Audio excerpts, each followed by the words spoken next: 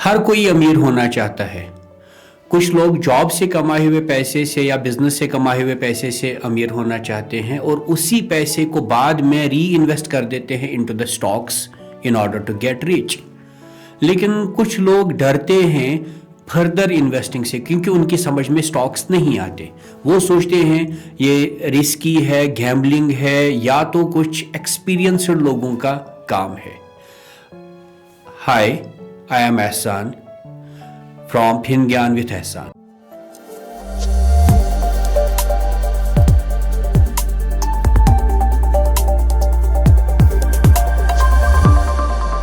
इस वीडियो में हम आपको समझाएंगे कि बेसिकली स्टॉक होता क्या है, कैसे वर्क करता है, इसका प्राइस क्या होता है और कैसे फ्लक्चुएट होता है और कंट्री की इकोनॉमी स्टॉक्स पे कैसे डिपेंड करती है और आपके लिए ये सीखना जरूरी क्यों है।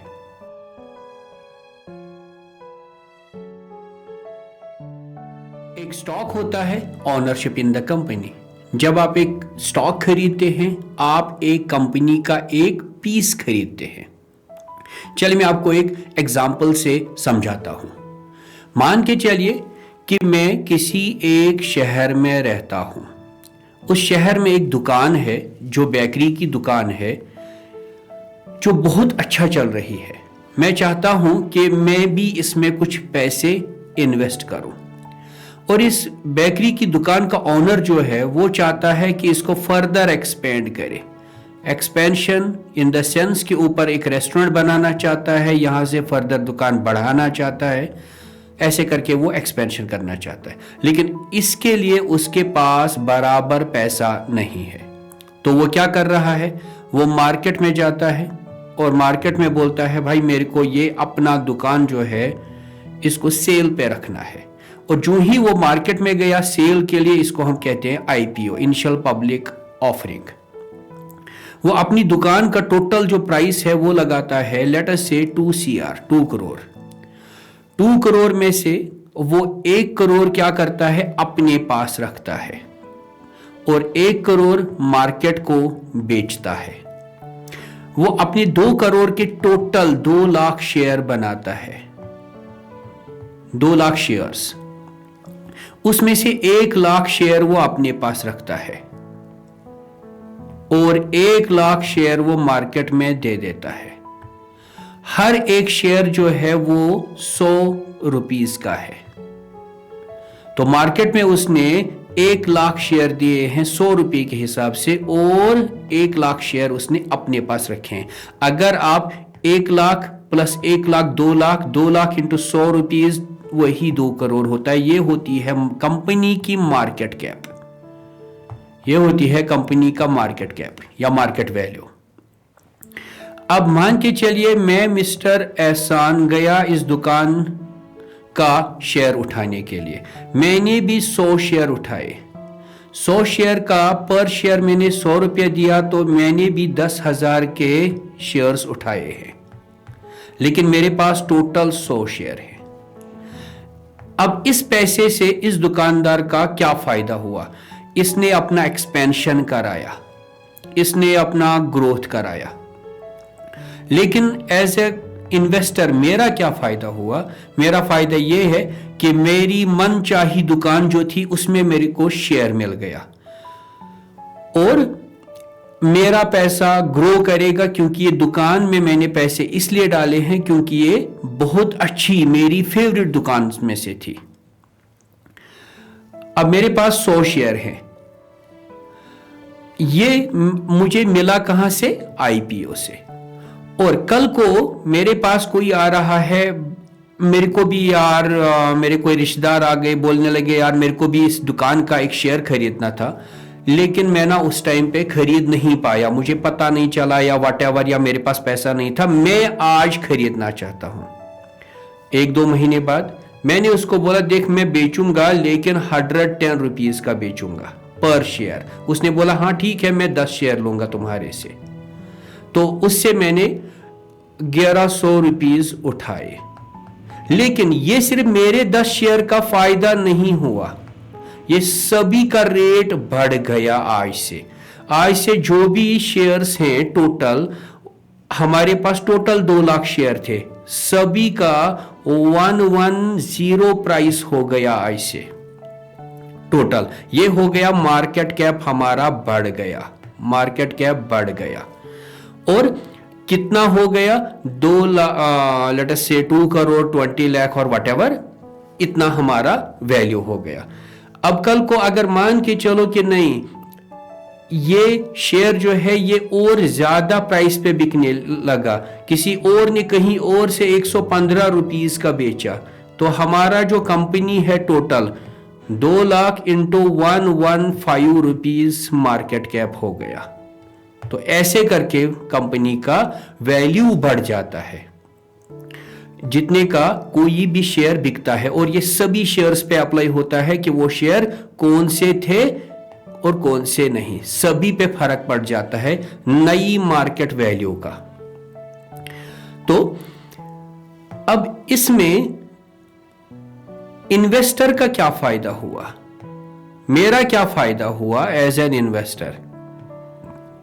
मैंने 10,000 रुपया डाला था, वो बढ़े जा रहा है, ये तो फायदा हुआ मेरा। दूसरा, जो ही कंपनी, ये दुकान जो है साल का प्रॉफिट देता है, लेट अस से इसने साल का लेट अस से 2 लाख रुपया प्रॉफिट दिया, क्योंकि हमारे 2 लाख शेयर थे टोटल, तो मेरे को भी 100 रुपया मिलेगा, मेरे को 100 रुपया मिलेगा। कैसे? एज ए डिविडेंड, ये मेरे अकाउंट में डायरेक्टली आ जाएगा। या अगर हमारी ऐसे करके बात हुई है कि ये पैसा हम डायरेक्टली कंपनी के ग्रोथ में लगाएंगे, तो वैसे भी पॉसिबल है। ये पैसा सारा का सारा 2 लाख इसमें वापस री इन्वेस्ट हो सकता है। फिर हम इसको बोलते हैं वैल्यू इन्वेस्टिंग, जो टेक्नोलॉजी कंपनीज करती हैं। और मेरा ड्रीम जो था वो भी फुलफिल हो गया कि मैं एक कंपनी का मालिक हूं।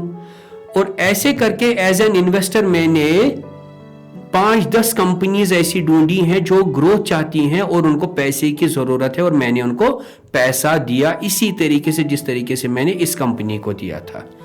और कंपनी का क्या फायदा हुआ, उसका क्या फायदा हुआ, अब देखते हैं। उन्होंने क्या करा?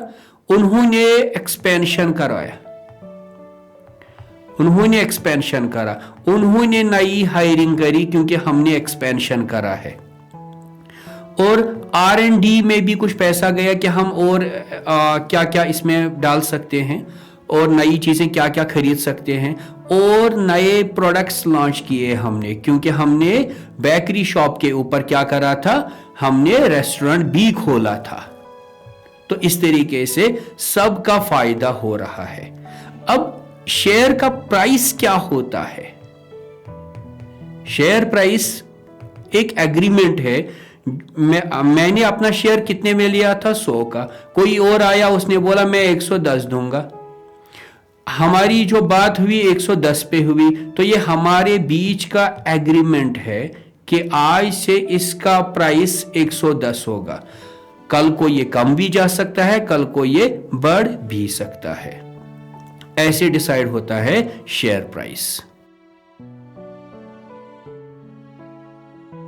अब कंपनी का शेयर प्राइस कैसे फ्लक्चुएट होता है, कौन कौन से फैक्टर्स हैं जो उसको ट्रिगर करते हैं? The first factor is company का परफॉर्मेंस। अगर ये दुकान बहुत अच्छा कर रही है तो मार्केट में और लोग क्या हो जाएंगे, एक्साइटेड कि हमें जी इसका शेयर खरीदना है, और इतने में क्या हो जाएगा, इसका प्राइस बढ़ने लगेगा। लेकिन अगर कहीं दुकान ने डाउन परफॉर्म किया तो इसका प्राइस डाउन आ जाएगा। दूसरा, न्यूज एंड अनाउंसमेंट्स। मार्केट में क्या न्यूज आ रही है इस दुकान को लेके, या ये न्यूज आ गई कि इस बेकरी या इस रेस्टोरेंट के बाजू में एक कॉलेज आ रहा है या ऐसा कुछ आ रहा है, तो इतने में इसका प्राइस वैसे ही बढ़ जाएगा। इकॉनमी कैसा कर रही है, लोगों के पास कितना पैसा है, कंट्री कैसा डेवलप हो रही है, उसकी बेसिस पे लोग ज्यादा आएंगे खाने पीने, इसकी बिक्री ज्यादा होगी, और इतने में क्या हो जाएगा, और लोगों के पास क्योंकि पैसा ज्यादा है तो वो लोग भी आ जाएंगे इसको खरीदने, और प्रॉफिट तो आ ही रहा था क्योंकि लोगों के पास पैसा अच्छा खासा था। और मार्केट का सेंटिमेंट क्या है इस चीज़ को लेके, अच्छा ये प्राइम लोकेशन पे है यार, इसका प्राइस तो बढ़ना चाहिए, मेरे को भी इसका 1 2 10 50 शेयर खरीदने हैं, तो इस तरीके से इसका प्राइस बढ़ जाता है। ग्लोबल इवेंट्स, अगर अमन और शांति है इस शहर में तो क्या होगा कि सब लोग प्रॉस्पेरस होंगे और सब लोग प्रोग्रेस की ओर जाएंगे, तो इतने में हर चीज के दाम धीरे धीरे बढ़ेंगे। लेकिन अगर कुछ भी ऊंच नीच हुई तो इतने में क्या हो जाएगा कि प्राइस डाउन आ जाएगा, क्योंकि कोई खरीदने के लिए रेडी नहीं है, और जिन्होंने खरीद रखा है वो भी सोचेंगे यार थोड़ा सा बेच दें क्योंकि पैसे की जरूरत आन पड़ी है। और डिमांड एंड सप्लाई इक्वेशन, अगर लोग ज्यादा हैं खरीदने वाले तो प्राइस तो बढ़ेगा, और अगर कम हैं खरीदने वाले, बेचने वाले ज्यादा, प्राइस तो ड्रॉप हो जाएगा। अब इन्हीं चीजों को आप नेशनल लेवल पे कंसिडर कर लीजिए। मान के चलिए कि हमारे पास कंट्री की सबसे बड़ी कंपनीज हैं, रिलायंस है, HDFC and SBI and others, ऐसी ऐसी कंपनीज हैं। अब ये दुकान नहीं, बड़े कारपोरेट्स हैं, तो उनमें क्या होता है, उनमें हम और आप तो पैसे लगाते ही हैं, गवर्नमेंट भी पैसा लगाती है। गवर्नमेंट कौन से पैसे लगाती है, आपके और मेरे प्रोविडेंट फंड वाले पैसे, NPS वाले पैसे, और बाकी वाले जो भी पेंशन स्कीम्स होती हैं, बट लड़कियों की जो स्कीम्स होती हैं, बाकी वाली स्कीम्स होती हैं, वो सारे के सारे पैसे किधर डाले जाते हैं, इन्हीं कंपनीज में डाले जाते हैं ताकि उनका ग्रोथ हो। तो इस तरीके से पूरी कंट्री की इकोनॉमी शेयर मार्केट पे डिपेंड करती है। और आप और हम बोलते हैं भाई मैं तो स्टॉक मार्केट में इन्वेस्ट करता ही नहीं हूं, मुझे क्या लेना देना। नहीं, तुम्हारी कंट्री करती है, तुम्हारा रिटायरमेंट प्लान इस पे डिपेंडेंट है, सब कुछ इस पे डिपेंडेंट है। तो कहीं ना कहीं हम और आप ऑलरेडी इन्वेस्टेड हैं, तो बेटर है कि हम लोग समझ लें कि स्टॉक मार्केट है क्या चीज, और इस चीज में पैसा डालना शुरू कर दें। क्योंकि हम स्टॉक मार्केट में पैसा कहां डालते हैं, हम तो कोई अच्छी सी बिजनेस ढूंढ लेते हैं। किसी को लगता है रिलायंस का बिजनेस बहुत अच्छा है तो वो रिलायंस वाले बिजनेस में पैसा डालता है, किसी को लगता है नहीं ये वाला बिजनेस, छोटा बिजनेस अच्छा है तो वो छोटे वाले बिजनेस में डालता है, बड़े बिजनेस में डालता है, उसमें तो कहीं ना कहीं आप पैसे डालते हैं और वो आपको रिटर्न में पैसा कमा के देते हैं। तो अगर आप चीजों को सिंप्लीफाई करके सीखना चाहते हैं और ये सीखना चाहते हैं कि बेसिकली फाइनेंसेस वर्क कैसे करते हैं, तो लाइक करिए इस वीडियो को और सब्सक्राइब करिए मेरा चैनल फिन ज्ञान विद एहसान, और कमेंट्स में लिखिए इस जैसी सिंपल एंड यूनिक एक्सप्लेनेशन आप किस टॉपिक को लेके सीखना चाहते हैं। Meet you in the next video, bye.